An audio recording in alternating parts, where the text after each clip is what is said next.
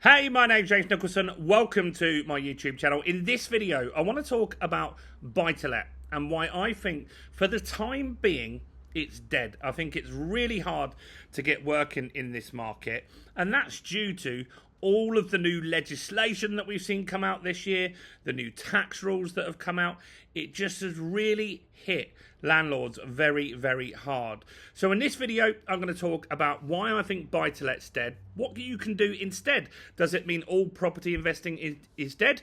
Or does it mean you should be looking at other strategies instead of that? Well, I'm going to cover all of that and more in this video, and I'd like to know your thoughts in the comments below. Now, before we jump into this, if you're new around here and you haven't done before, do make sure you subscribe to the channel down there and hit that bell notification. We've just hit 52,000 subscribers, and by subscribing, you'll get all the latest property news, interest rate news, property investing tips, and much, much more. And let's get some views on this video. Your part's simple in that all you need to do is two things today. Smash like, tickle like, do anything to the like button. Make sure you hit that and then share this video. I'm sure you know someone that wants to make some money in property and really doesn't know what works and doesn't work. This could be really helpful to them.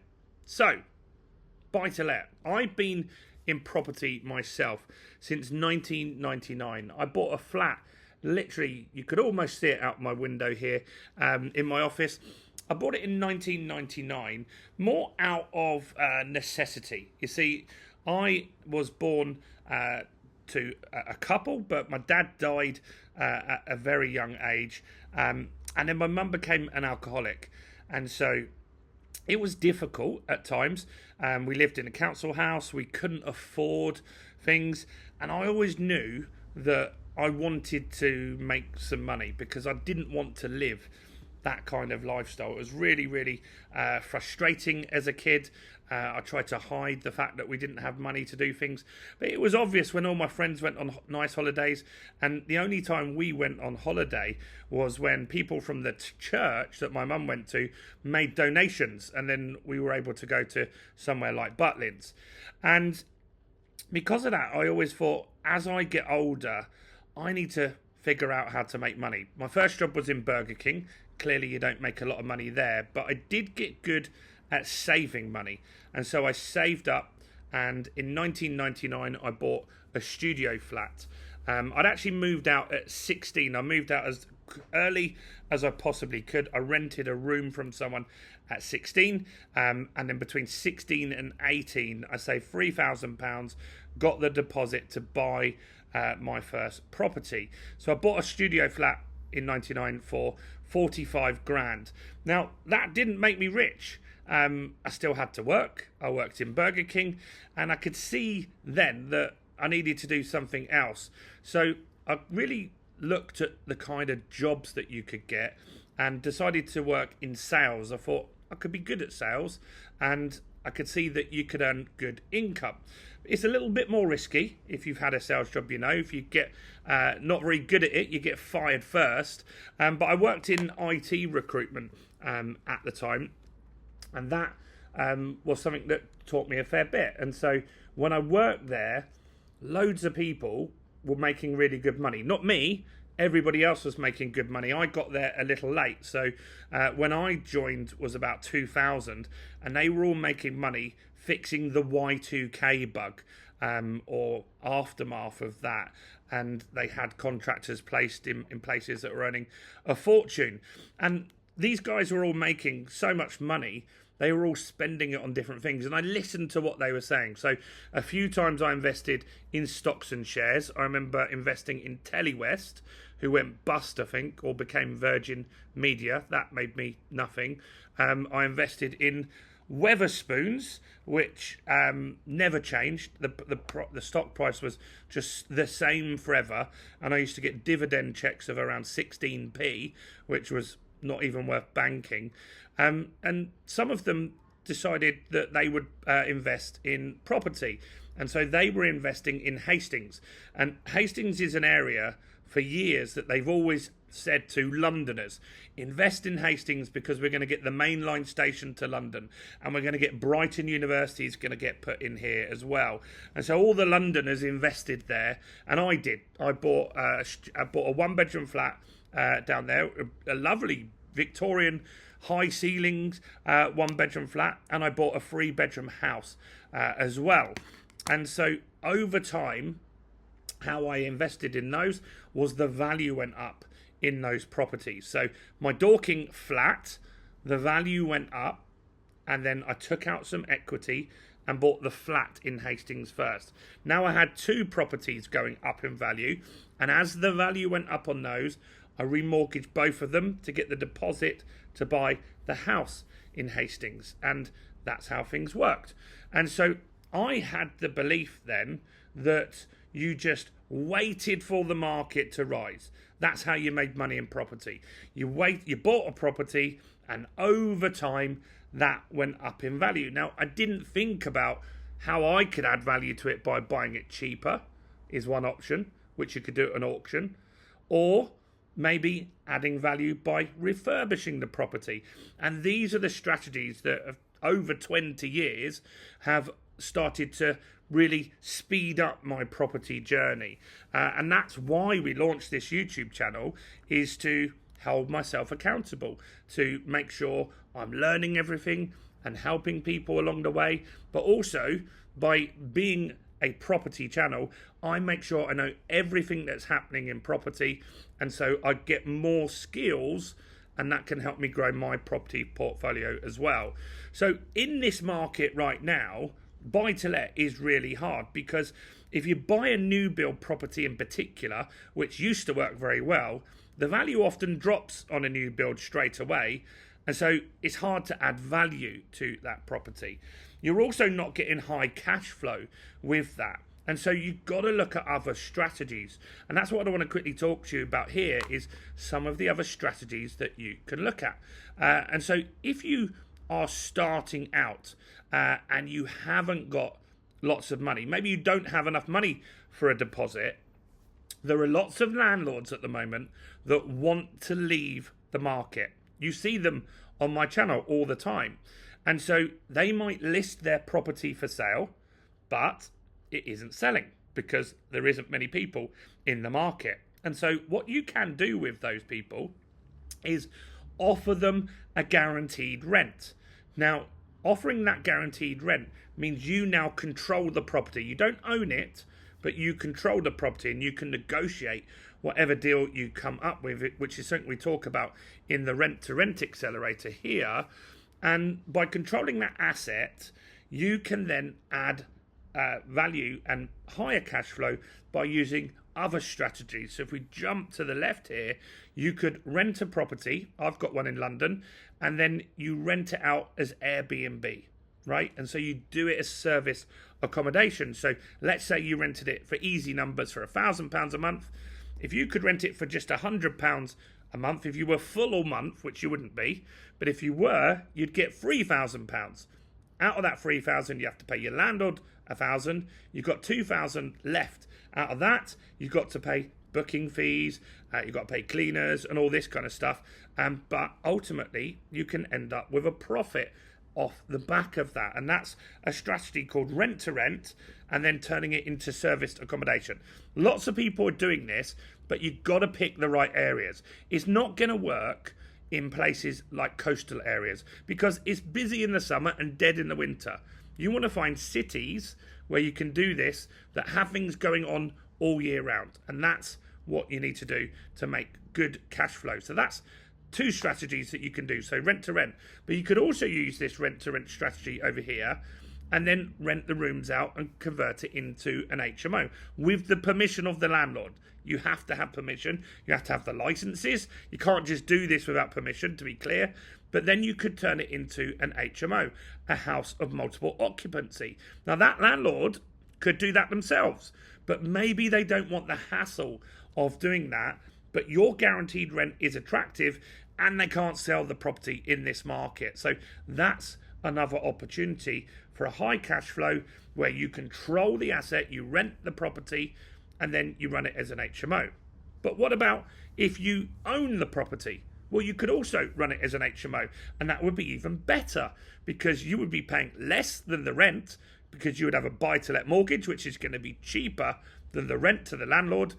and you would be increasing the value of the property by doing refurbishments, and you'll get high cash flow. Now, you can also get commercial valuations on this, so you can get more money out. That's something, not to go into too much detail in here, but that's something that we would cover in the HMO Accelerator as well. So that's an option. HMOs, house and multiple occupancy, they're good cash flow. Back to the serviced accommodation. You don't have to rent the property. You could do that with a property you own. 2 people I've helped recently. We've got a guy in Dorking that has a property near Dorking Football Club.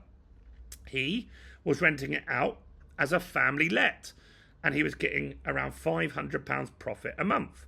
Now he runs it as a service accommodation. Now, Dorking's not a busy town, and that's good because there's not tons of people doing serviced accommodation, but people come here for business, for holidays. There's a football team that's quite good. There's lots of different reasons why he gets tenants. I've got another friend that lives abroad that bought a property in Horsham, and he runs his as a serviced accommodation. He doesn't even live in the country, but he uses systems and processes. He uses booking software. He automates a lot of stuff, and he has cleaners that clean for him in the area that just get all of that stuff sorted. And they're not looking to do it in these ultra busy areas like Cornwall, like London. They're doing it in small little towns. Dorking or Horsham, both small towns, not massively competitive. If you went to Crawley, which is near the airport, it's very competitive. So it's important to pick the right areas. Need some water. What else? Well, auctions is something we've added to the Property Accelerator as well. That's something that I think is going to be really good in 2026. And the reason for that is lots of landlords are trying to sell. They're not getting inquiries. They're not getting viewings for their property. So if they're serious about selling, then they'll put it into an auction. Or if they have to sell, right? And so that's when auctions get cheaper, when there's more properties in there. That's what you want. You want more properties in an auction with not lots of buyers in there. We did well. Or my first deal that I did for my daughter. So I've got 2 daughters. I've got Georgia, who's 25 in a week. Amelie, who is 5 in a week. Their birthdays are the same week, 20 years apart. And we bought Georgia's first property, which you may have seen on this channel, at auction. We bought it in Doncaster for 60 grand. The refurb, all of the auction fees, everything, the total of everything came to 75 grand. And then we mortgaged it for 100. So we pulled out nearly all of our money there, give or take a few £100. And then we used that money to buy a second property in Dorking. And property auctions are a skill, the stuff you need to learn. Maybe you've watched my hour-long video where I buy at auction. You can find that on the channel here. But yeah, auctions are a very, very good strategy that you can use. And so that's done really well for me, that property. Other strategies that I've used is, this is the most common strategy I use, is called buy, refurbish, refinance, rent. I took that auction property, right? Then I refurbished it, right? I got a local builder. We put new kitchen, new bathroom, new carpets, plastered it, decorated it, like less than 10 grand. It's amazing what you can do. And we then refinanced it, and now we rent that property out. So we increased the value. So we bought it for 60. 3 or 4 months later, it was worth 100 by adding value to it. In the first flat that I bought, the studio flat, I put a stud wall in. The stud wall made it a 1-bedroom, and that added thousands of pounds. It cost about 5 grand to do that. Another flat at the other end of Dorking, if you heard me talk about the gas leak this week, that property was a 1-bed property. And I've said in the videos, the problem with the gas leak was that it's so far from the boiler to the meter. The living room there was 50 odd feet long. It's crazy how long it was. So we added a bedroom in there. That added 50 grand to that property, and that was really easy to do. We did it in the pandemic. Again, videos of that are all on this channel if you look at the older stuff. And so buying refurbish refinancing, that is a great strategy at the moment, which I think people should be looking at as well. And another strategy, which is something that landlords would not have looked at before, because they could sell their properties easily, is something called a lease option. And that's where you control the property for £1, right? You do a transaction with the landlord and you say, I'm controlling the property for £1. You then are responsible for all the payments of mortgages. You probably would pay them a rental payment as well. And then in an agreed time frame, you then purchase the property. So it's like a delayed completion. And that could be 5 years, 7 years, 10 years, whatever you can negotiate. And that allows the property to go up in value. And that's called a lease option. So I'll give you an example. You might have a landlord that needs to sell for 100 grand because if they don't, they can't afford to pay off their mortgage, right? They might have a very leveraged property. So they've got to sell for 100 grand, but the market right now would only give them 90, right? So you can say to them, I'll buy that for 100 grand. Here's £1 to make it legal, but I won't complete on that for 7 years because I need the market to come back again, right? And a leasehold is just a lease option, is just a piece of paper. You can agree whatever you want. So you can say, I'll give you £1 today. We'll complete in 7 years and we'll buy it off you for 100. And in that time, I'll also pay the mortgage and I'll give you an extra 150 quid a month. So you're making some money, but they've got rid of that liability. Now, that only works in a difficult, slow market, and that's what we're in at the moment. There's plenty of people doing lease options at the moment. I met a lady recently that did 100 in 4 years. So you can get these deals out there, and the Lease Option Accelerator helps you do that. So these are what work right now, and we put it all together under the Property Accelerator bundle. And anything we add extra to this, you'll get as well. So Black Friday, this was £169. Cyber Week, it's £169, but you get more. Anyone that bought in Black Friday also gets the Auction Accelerator that we've added in, also gets the Rent to Rent Accelerator that we're adding in as well. So you get all of that stuff included. Now, some of these aren't coming until January. Coming in January. But lots of them are already there. Serviced accommodation is there. Lease options there. HMO Accelerator, they're already in your members area. The others will come. Next week, this jumps significantly in price. You can get this on Klarna if you want to spread the payments and you want to keep your cash flow good as well. But not only that, it's just important to get the knowledge. Everyone else is selling this for thousands and thousands and thousands of pounds. I just thought I'd give you an overview on what strategies work and why we're bringing those all together. It just gives you a full property toolbox. So if you want to grab this while you're here, just click in the description, grab a copy. It's £169. You can pay it for £50 a month if that helps. But do at least check it out before we put the price up on Sunday night. That's it from me. Do like the video, do subscribe, check out all the other content as well on the channel, including this video right here.